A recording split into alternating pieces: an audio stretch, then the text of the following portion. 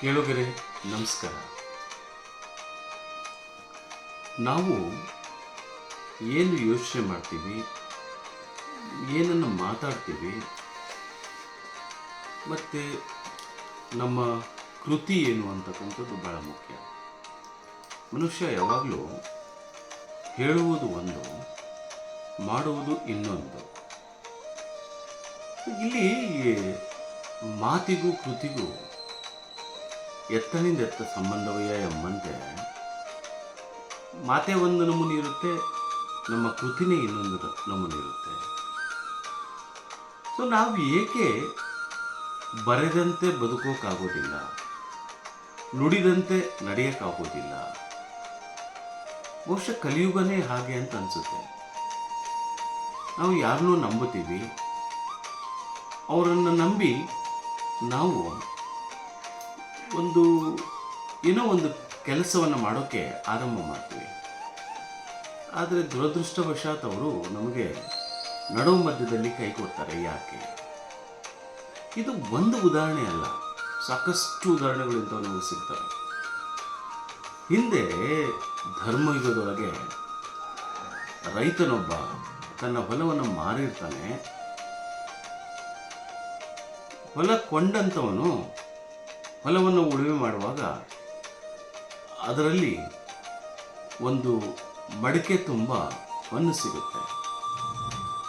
ಅವನು ಅದೆಂಥ ಪ್ರಾಮಾಣಿಕ ಅಂತಂದರೆ ಹೊಲದ ಮೂಲ ಒಡೆಯನ ಬಳಿಗೆ ಆ ಬಂಗಾರದ ಮಡಿಕೆಯನ್ನು ತಗೊಂಡು ಹೋಗ್ತಾನೆ.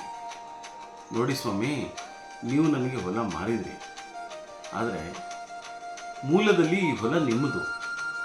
ಹಾಗಾಗಿ ಬಹುಶಃ ಈ ಹೊನ್ನಿನ ಕುಡಿಕೆ ನಿಮ್ಮದೇ ಇರಬೇಕೇನೋ, ದಯವಿಟ್ಟು ಇದನ್ನು ತಗೊಳ್ಳಿ, ಇದರ ಹಕ್ಕುದಾರ ನಾನಲ್ಲ ನೀವು ಅಂತ ಭಾಳ ಪ್ರಾಮಾಣಿಕವಾಗಿ ಅದನ್ನು ಕೊಡೋದಕ್ಕೆ ಪ್ರಯತ್ನ ಮಾಡ್ತಾನೆ.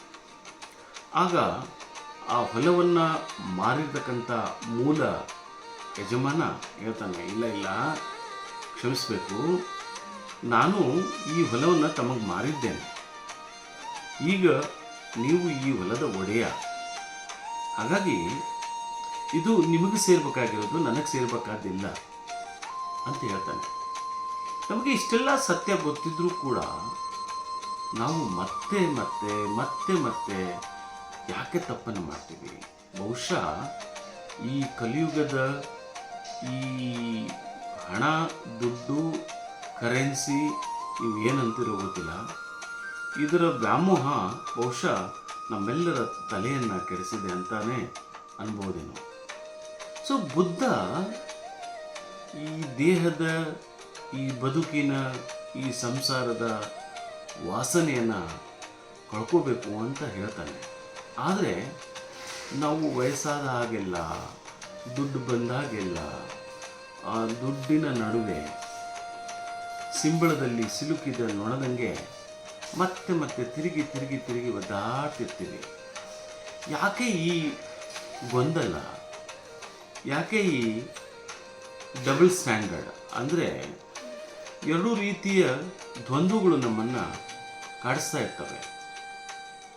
ಒಂದು, ನಮಗೆ ದೇವರ ಬಗ್ಗೆ ಆಗಲಿ, ದೆವ್ವದ ಬಗ್ಗೆ ಆಗಲಿ, ನಮ್ಮ ಬಗ್ಗೆನೇ ಒಂದು ಸಂಪೂರ್ಣವಾದ ಕ್ಲಾರಿಟಿ ಇರೋದಿಲ್ಲ.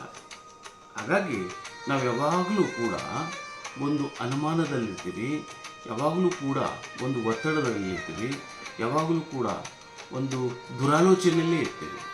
ಹಾಗಾಗಿ ಈ ಆಲೋಚನೆಗಳು, ಈ ದುರಾಲೋಚನೆಗಳು, ಈ ಡಬಲ್ ಸ್ಟ್ಯಾಂಡರ್ಡ್, ಈ ಬೂಟಾಟಿಕೆಗಳನ್ನು ಬಿಟ್ಟು ನಾವು ಬಹುಶಃ ಸತ್ತ ಕೊನೆಯ ದಿನದಂದೇ ಇವೆಲ್ಲವಕ್ಕೂ ವಿರಾಮಗಳು. ಯಾಕಂದರೆ ಇದು ಕಲಿಗಾಲ.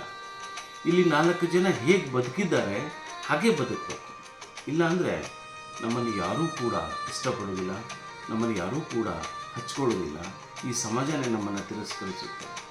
ಭಾಳಷ್ಟು ಜನ ಹೇಳ್ತಾರೆ ದುಡ್ಡಿದ್ರೇ ದುನಿಯಾ ಅಂತ.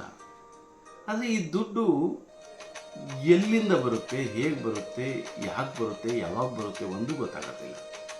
ಕೆಲವರು ದಿಢೀರಂತ ಶ್ರೀಮಂತರಾಗ್ತಾರೆ, ಕೆಲವರಿಗೆ ಬಹುಶಃ ಬಡತನನೇ ಕೊನೆಗೆ ಸಾವನ್ನು ತಂದು ಕೊಡುತ್ತೆ. ಹಾಗಾಗಿ ಈ ಸಮಾಜದಲ್ಲಿ ಯಾವೊಂದೂ ಕೂಡ ಒಂದು ಸ್ಪಷ್ಟತೆ ಅನ್ನೋದು ಇಲ್ಲ.